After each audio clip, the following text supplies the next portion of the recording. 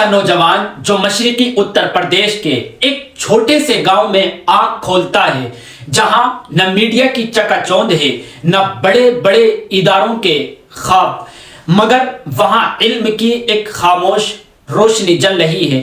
یہی روشنی آگے چل کر بر صغیر کے علمی افق پر ایک مضبوط، متوازن اور سنجیدہ آواز بن جاتی ہے۔ جی ہاں، آج کی اس ویڈیو میں ہم بات کر رہے ہیں مشہور عالم، مشہور مفتی اور مشہور رائٹر حضرت مفتی عبداللہ معروفی استاد دارالعلوم دیوبند کی بائیوگرافی کے بارے میں۔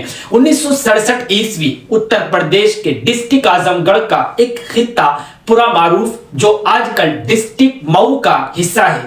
یہ وہ علاقہ ہے جس کی پہچان زمین، کھیت اور سادہ زندگی ہے، مگر ساتھ ہی علمی روایت بھی اس خطے کی مٹی میں رچی بسی ہے۔ یہی پیدا ہوتے ہیں حضرت مفتی عبداللہ معروفی، یعنی عبداللہ بن عمر بن بشیر معروفی۔ آپ کو بتلا دیں کہ ان کا خاندان کوئی عام خاندان نہیں تھا۔ ان کے چچا حضرت مولانا زین العابدین اعظمی ایک بڑے جید عالم، شاندار محقق اور ٹیچر، اور خاندان کے دوسرے افراد اور دوسرے لوگ بھی علم اور دین سے جڑے ہوئے۔ یہ وہ ماحول تھا جہاں بچپن ہی میں یہ طے ہو جاتا ہے کہ زندگی کا رخ کیا ہوگا، زندگی کا راستہ کیا ہوگا، کتاب، قلم، سبق اور تحقیق۔ حضرت مفتی عبداللہ معروفی کی شروع کی تعلیم مدرسہ اشاعت العلوم پورا معروف میں ہوئی۔ آپ کو بتلا دیں کہ یہ وہ مرحلہ تھا جہاں قرآن، عربی زبان اور دینی شعور کی بنیاد پڑ رہی تھی۔ پھر 1978 عیسوی میں چچا مولانا زین العابدین اعظمی کے مشورے پر آپ مدرسۃ الاصلاح سرائے میر اعظم گڑھ چلے جاتے ہیں۔ یہ ادارہ صرف مدرسہ نہیں بلکہ اصلاحی فکر، اعتدال اور فکری تربیت کا مرکز سمجھا جاتا ہے۔ 4 سال یعنی مولویت کے شروع کے 4 سال، پہلے سال سے لے کر 4 سال تک یہاں آپ نے صرف نصاب یا صرف سلیبس نہیں پڑھا بلکہ سوچنے کا سلیقہ بھی سیکھا ہے۔ 1982 عیسوی ایک نوجوان اپنے گاؤں سے نکل کر ام المدارس، ایشیا کی سب سے بڑی یونیورسٹی دارالعلوم دیوبند پہنچتا ہے۔ یہ وہ ادارہ ہے جس کے ہر کمرے اور ہر روم اور کلاس روم میں تاریخ بولتی ہے، ہر دیوار پر علم کی گونج ہے۔ عربی پنجم یعنی عالمیت کے 5ویں سال میں ایڈمیشن اور پھر کنٹینیو، مسلسل محنت، خاموشی اور سنجیدگی۔ 1986 عیسوی میں آپ نے عالمیت کا کورس کمپلیٹ کیا، یعنی دورہ حدیث سے فراغت حاصل کی، اور 1987 عیسوی میں افتاء یعنی فقہ میں مہارت۔ یہاں ایک خاص بات ہے، حضرت مفتی عبداللہ معروفی صرف اسٹوڈنٹ اور صرف طالب علم نہیں تھے، یہ حدیث کے سچے عاشق تھے۔ بچپن ہی سے ان کا حدیث میں بہت انٹرسٹ تھا۔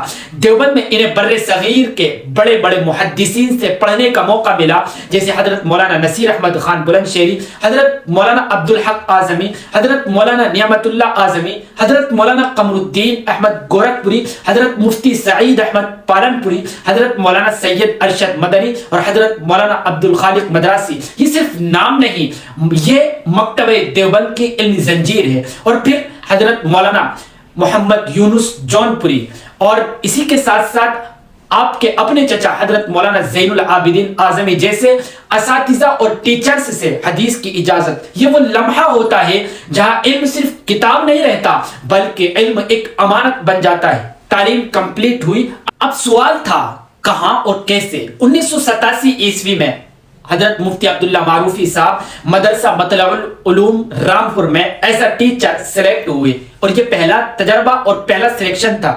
پھر 1988 سے 1996 عیسوی تک تقریباً 8 سال جامعہ اسلامیہ ریوڑی تالاب بنارس۔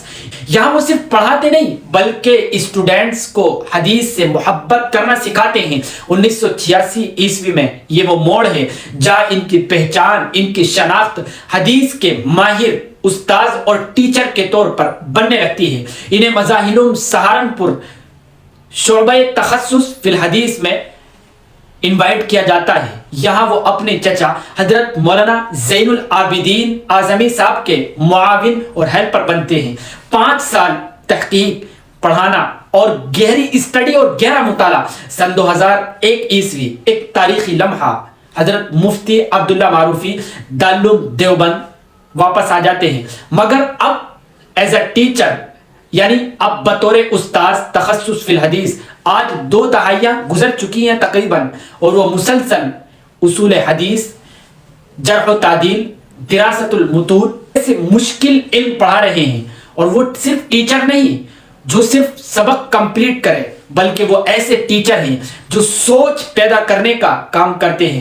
علم کے ساتھ ساتھ تزکیہ یہ پہلو اکثر نظر انداز ہو جاتا ہے، مگر حضرت مفتی عبداللہ معروفی کی شخصیت میں یہ بنیاد کی حیثیت رکھتا ہے۔ شروع میں آپ کو بتلا دیں کہ آپ حضرت مولانا عبدالجبار صاحب اعظمی سے بیعت، پھر مولانا زین العابدین اعظمی سے، اخیر میں حضرت مولانا طلحہ کاندھلوی، شیخ الحدیث حضرت مولانا زکریا کاندھلوی کے جانشین، اس کے علاوہ مولانا محمود الحسن پٹیلوی اور شاہ عبدالستار بوڑیوی سے بھی خلافت۔ یہ روحانیت ان کے علم میں توازن پیدا کرتی ہے۔ اب آتے ہیں ان کے اصل کارنامے کی طرف۔ آپ کو بتلا دیں کہ حضرت مفتی عبداللہ معروفی صاحب صرف پڑھاتے نہیں، وہ لکھتے بھی ہیں، تحقیق بھی کرتے ہیں، ریسرچ بھی کرتے ہیں اور رہنمائی بھی کرتے ہیں۔ العرف الزکی جو جامع ترمذی کی ایک شرح ہے جس کی 17 جلدیں ہیں، یہ ایک بڑا کام ہے۔ حدیث اور فہم حدیث ان کی مشہور کتاب ہے۔